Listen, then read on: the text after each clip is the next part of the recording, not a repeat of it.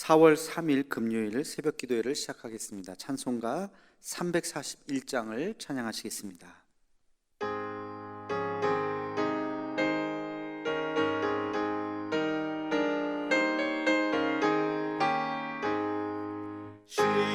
십자가를 내가 지고 주를 따라갑니다. 이제부터 예수로만 나의 보배 삼겠네. 세상에서 부귀영화 모두 잃어버려도 주의 평안 내가 받고 영생 복을 받겠네. 주도 곤욕 당했으니 나도 곤욕 당하리. 세상 사람 간사나 예수 진실합니다. 예수 나를 사랑하사 빛난 얼굴 보이면 원수들이 미워해도 염려할 것 없겠네. 내가 핍박당할 때에 주의 품에 안기고 세상 고초 당할수록 많은 위로 받겠네. 주가 주신 기쁨 외에 기뻐할 것 무엇냐. 주가 나를 사랑하니 기뻐할 것뿐일세. 아멘.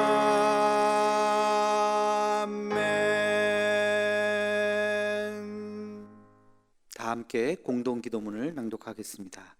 여호와 라파 치료의 하나님, 이 시간 전 세계로 퍼진 코로나 바이러스를 잠재워 주옵시고 어려움을 당한 환자들과 그들을 치료하는 의료진들에게 은혜를 더하여 주옵소서. 이 일로 인해서 더욱 주를 의지하는 우리가 되게 하옵시고 우리의 신앙을 돌아보아 주 앞에 더 겸손해지고 더 낮아지는 마음을 주옵시며 인간의 욕망과 교만함을 회개하고 주를 바라보는 우리가 되게 하옵소서. 이 나라를 긍휼히 여기사 더 이상 바이러스가 확산되지 않고 속히 치료제가 개발되게 하옵소서. 이 일을 지휘하는 각 나라의 지도자들에게 요셉과 같은 지혜를 허락하사 더 이상 전 세계로 확대되지 않고 진정되는 은혜가 있게 하옵소서. 이 일로 인해서 근심과 염려와 아픔을 당한 가정을 기억하옵시고 하늘의 위로로 함께 하옵소서. 예수님의 이름으로 기도하옵나이다. 아멘. 오늘을 여는 기도를 하겠습니다. 거룩하신 아버지 하나님, 오늘도 귀한 날 우리에게 허락하여 주시고 하나님의 거룩한 전으로 나와 기도하며 하루를 시작할 수 있도록 은혜를 베풀어 주심을 감사합니다. 기도하지 않고는 견딜 수 없는 마음을 주사 주님 앞에 나왔습니다. 하나님, 우리의 힘으로 살아갈 수 없는 믿음으로 주 앞에 나왔습니다. 하나님, 오늘 하루를 살아갈 수 있는 만나와 같은 은혜를 우리에게 허락하여 주시고 하나님 주시는 새 힘 가지고 오늘도 승리하는 우리의 삶이 되게 하여 주시옵소서. 아버지 하나님, 여전히 코로나 바이러스가 전 세계로 창궐하고 있습니다. 어서 속히 치료제와 백신이 개발될 수 있게 도와주시고 하나님, 벌써 몇 달째 여러 가지 힘들고 어려운 시간들을 보내고 있는 이 땅에 아픈 사람들, 또 고통받고 있는 경제적인 어려움과 육체적인 어려움 때문에 힘들어하고 있는 모든 사람들을 긍휼히 여기사 하나님 아버지, 그들을 또 살려주시고 일으켜주시고 다시 일어날 수 있는 새 힘을 주께서 허락하여 주시옵소서. 하나님 아버지, 벌써 4월이 지났습니다. 하나님 아버지, 이 4월에 새 힘을 주사 하나님, 우리가 또 능력 있는 삶을 또 이겨낼 수 있는 그런 모습을 우리에게 허락하여 주시고 하나님 아버지, 더 이상 이 어려움에서 하나님, 우리가 또 지치지 않고 쓰러지지 않고 승리할 수 있도록, 이겨낼 수 있도록 주님 함께하여 주시옵소서. 오늘도 하나님의 말씀 앞에 섭니다. 하나님, 이 말씀이 우리에게 능력이 되게 하여 주시고 우리에게 또 의지할 수 있는 주의 말씀이 되게 하여 주셔서 이 말씀으로 말미암아 오늘 하루도 붙잡고 나아갈 수 있는 우리 모두가 되게 하여 주시옵소서.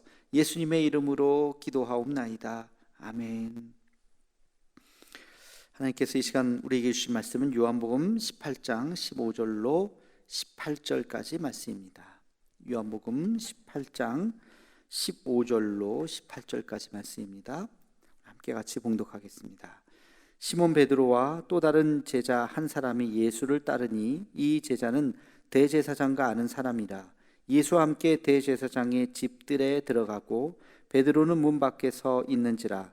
대제사장을 아는 그 다른 제자가 나가서 문 지키는 여자에게 말하여 베드로를 데리고 들어오니 문 지키는 여종이 베드로에게 말하되 너도 이 사람의 제자 중 하나가 아니냐 하니 그가 말하되 나는 아니라 하고 그때가 추운 고로 종과 아랫 사람들이 불을 피우고 서서 쬐니 베드로도 함께 서서 쬐더라.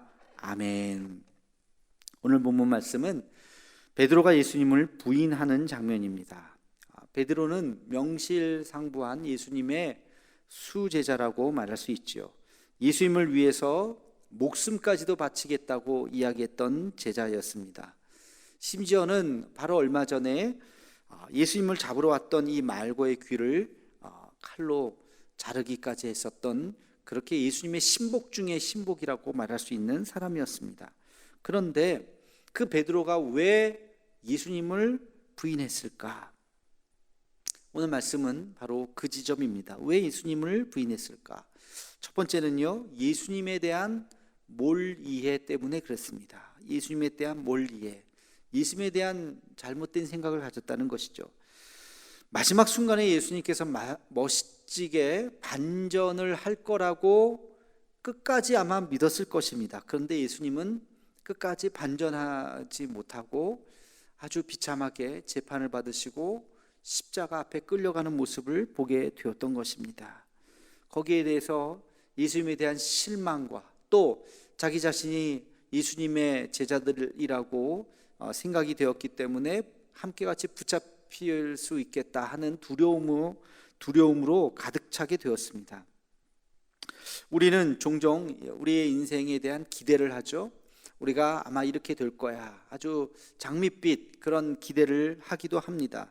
그런데 또 그 기도 속에서 우리가 기도도 합니다.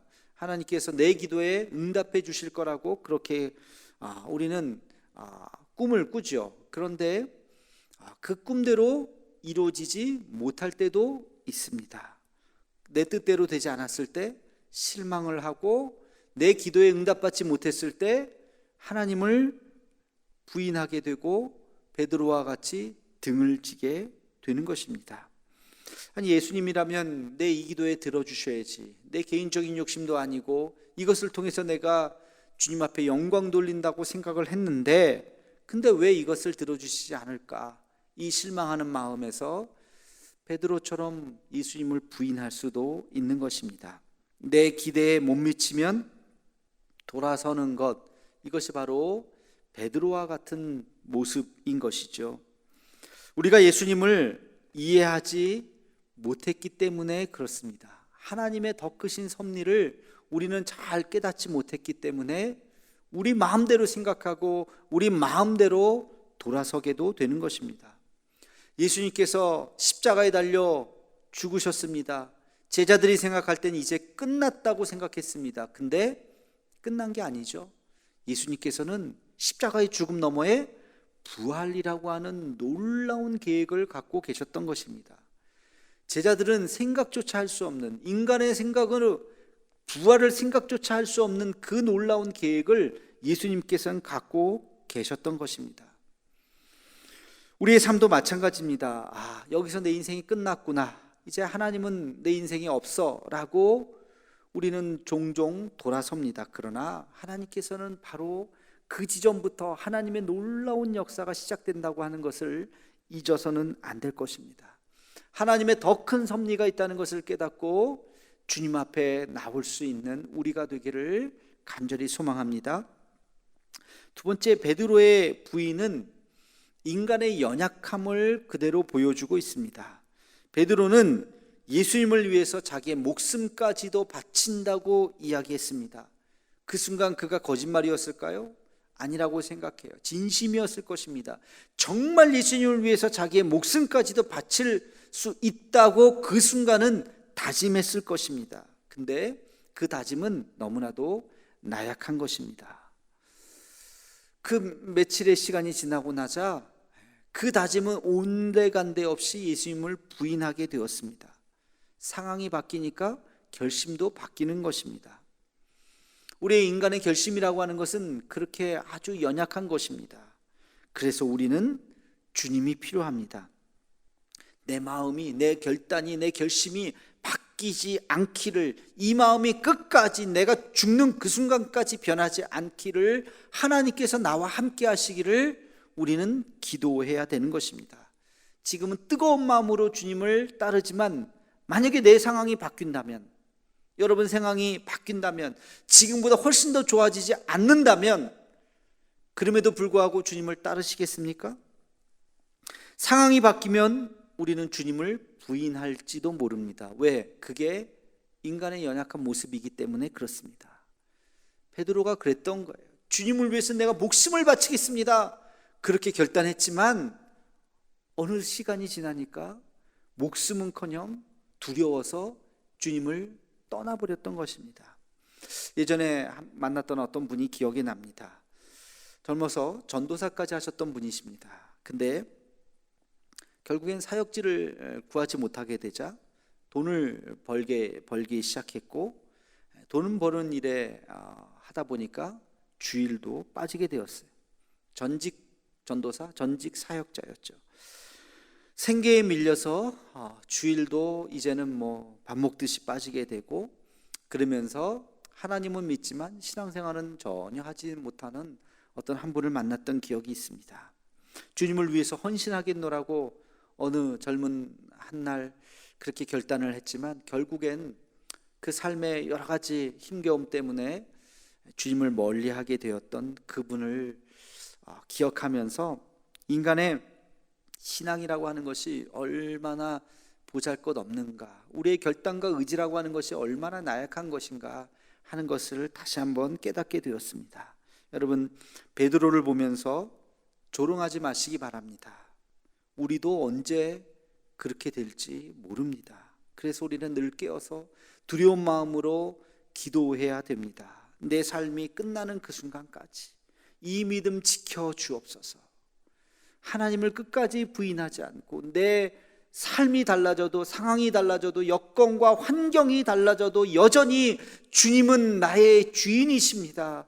여전히 하나님은 찬양과 영광을 받으시기 합당하십니다라고 끝까지 우리가 주님을 예배하고 찬양할 수 있는 그런 우리가 되기를 여러분, 우리가 기도해야 될 것입니다. 전직 장로, 전직 권사, 전직 목사가 아니라 정말로 내 삶이 다하는 그 순간 하나님 앞에 이 믿음 지켰습니다 라고 고백할 수 있는 우리 모두가 되기를 주의 이름으로 축원합니다. 기도하겠습니다.